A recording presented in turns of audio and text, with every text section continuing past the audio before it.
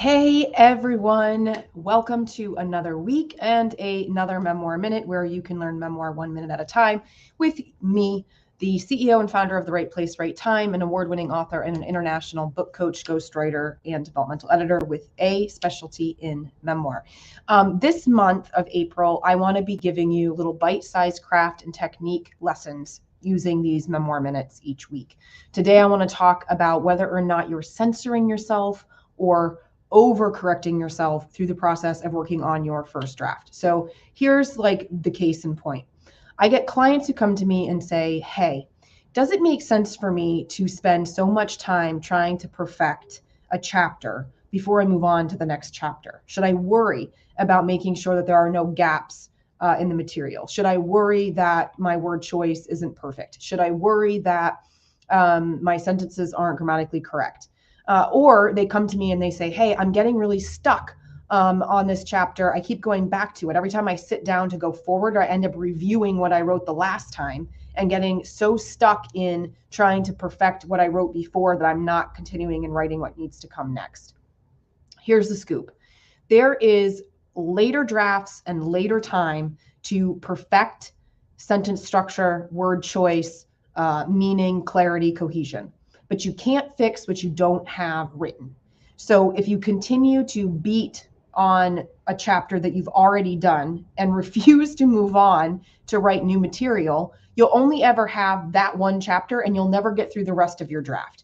Here's the other thing. If you spend all of your time perfecting a chapter, but then chapter 7 ends up having something else in it that actually impacts what goes on in chapter 1, or let's say you get through the whole manuscript and you realize stuff that you put in chapter 1 actually shouldn't be there. It should be in chapter 3. Stuff that you put in chapter 20 should actually be in chapter 2, right? You will have just perfected to death all of those chapters, only to then have to undo all of that fabulous work because the arrangement was out of order, the structure wasn't there, you had things in the wrong places.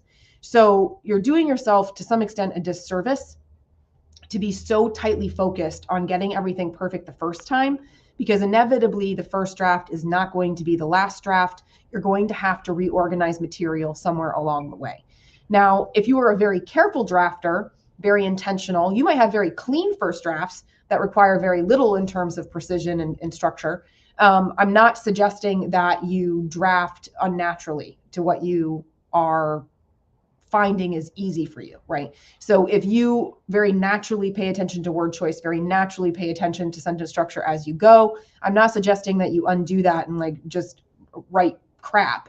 But what I am suggesting is as you start to catch yourself overcorrecting and trying to perfect, and it's preventing you from moving forward, that's when you kind of need to pull the rubber band and snap yourself and say, okay, I can come back later.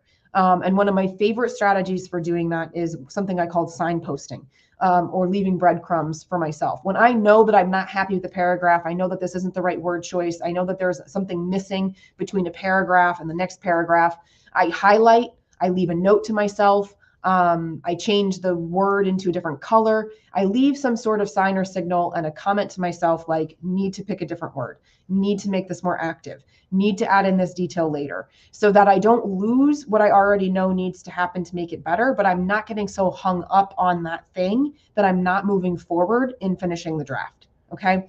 So those are just some goodies for you for today. Drop questions and comments below the video. Sign up to come with me on a 20-minute story stroll. Let's talk about the book that you want to write.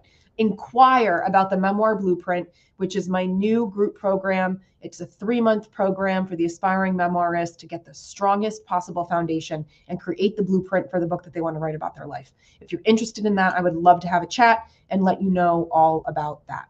So that wraps up today's Memoir Minute, and we'll see you again next week.